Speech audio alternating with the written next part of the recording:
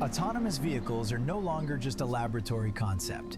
They are already on the road every day in several regions around the world.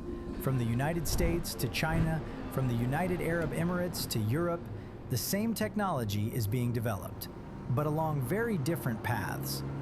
More than 20 years ago, a Google subsidiary launched one of the very first autonomous vehicle projects. Today, Waymo has become one of the world's leading players in the robotaxi market.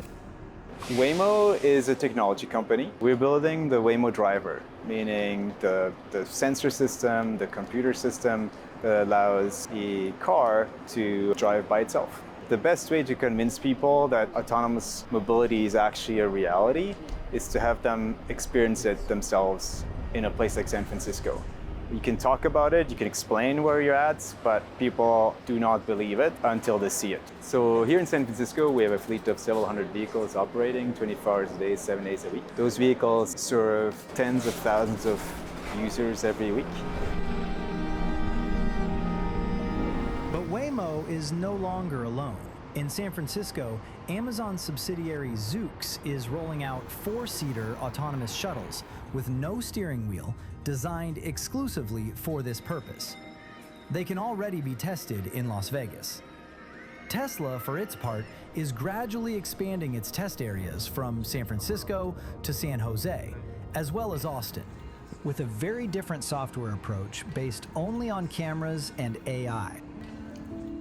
The United States is no longer alone. In recent years, China has returned to the forefront of autonomous vehicle deployment. And here, the scale is radically different. The figures are impressive, both in terms of the size of the test areas and the number of robotaxis already in circulation. In Wuhan, for example, Baidu, often referred to as the Chinese Google, is already deploying nearly 1,000 autonomous vehicles as part of its robotaxi service. Other players are following suit, such as Didi, the Chinese equivalent of Uber, as well as WeRide and Pony.ai. So at Pony, we have been focusing a lot on mass production at this point, and we have our production lines running with multiple OEM partners now. And for us, really, the goal this year is to scale to 1,000 vehicles and show that this can be high revenue, but also profitable business over time. So the focus in China is really all on that, producing these vehicles, bringing them online, and then providing a really good service for our existing customers, but in a much larger scale. And this has been so far very, very successful. And now we believe that this technology is also ready to be rolled out globally. That's why we focused a lot as well on global expansion into markets like the Middle East or Korea and Singapore, Luxembourg in Europe, and really trying to find out what is missing to scale in the same pace as in China. At WeRide, we really try to focus in on the L4 autonomous driving. We have wide spectrum of products covering from robotaxi, robobus, robovan, robot sweepers. You can see we basically cover all the applications in urban transportation for both like passenger vehicles as well as commercial vehicles. I want to use this robobus as an example. Now we are on a fully driverless robobus, and you can notice that this robobus is a purpose-built model for autonomous driving without a steering wheel, without driving cabin. And in order to safely operate a level 4 autonomous driving vehicle, we have to guarantee safety from different layers. First of all, for the perception part. And if we look around, we can notice we have different kinds of sensors like cameras, lidars, radars, and all of these sensors guarantee our vehicle can have the perception range within 360 degrees and with a 200-meter range. Today, some operators are available on motorways at 120 kilometers per hour, usually with a safety driver on board. Finally, these deployments are also affecting Europe. However, this is on a different scale, as research and development remains largely concentrated in the United States and China. In Europe, the challenge is different. It is primarily a question of gradually integrating autonomous vehicles into existing transport systems. Several cities and countries have launched pilot projects. In Oslo, Norway, the public transport authority Ruter has deployed one of the few robotaxi services currently operating in Europe in an area north of the city. This is our last pilot with shared autonomous vehicles.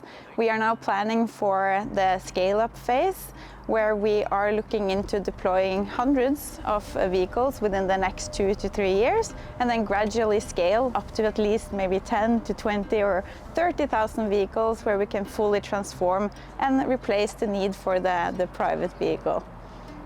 Also in Norway, in Stavanger, transport operator V operates an autonomous bus developed by Carson, which runs on a loop in the city center. This vehicle has a notable feature. It travels through a tunnel nearly 800 meters long, a particularly challenging environment for autonomous driving. Autonomy for us is like innovation on existing services. We need to make it like cheaper, better. We need to make it maybe greener, reach targets related to climate and stuff like that. And autonomy is one part of that kind of puzzle. In Germany, Moya, a subsidiary of the Volkswagen Group, is deploying autonomous vans based on an on-demand shared transport model.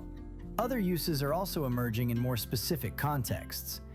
At Brussels Airport, New Zealand-based company Omayo tested an autonomous shuttle on the tarmac, designed to transport airport workers. Are American and Chinese players interested in Europe, and what challenges do they face?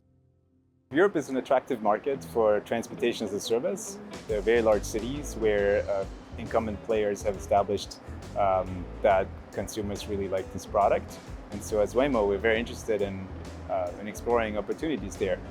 Today, we do not have a commercial activity in Europe, but we're always looking for partners to change that. Our core competence is technology. So right now, here you see behind me our depot operations. We would like to find productive partnerships to really focus on what we do best, which is building the Waymo driver. In the future, this might include things like licensing deals, operational partnership deals, et cetera, et cetera. When going to Europe, especially in Luxembourg, we see a couple new things that are different. Like there's roundabouts in Europe that you don't have in China or the US that much, so there's a lot of data collection necessary, and people drive very assertive, right? They try to get very fast through these roundabouts, which is a new behavior we have to learn. Or when you look at crosswalks, also I think Europeans follow the rules a lot more, stopping at red traffic lights, but also stopping at a crosswalk before entering the road.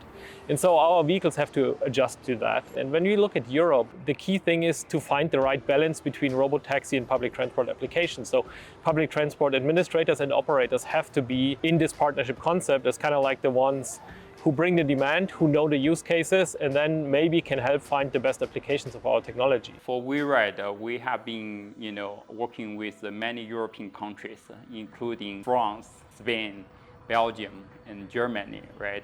We launched our pilot programs in multiple cities in Europe, and more recently, we have been partnered with eSpace Mobility to launch a pilot program in the city of Leuven, and with 2 robobuses.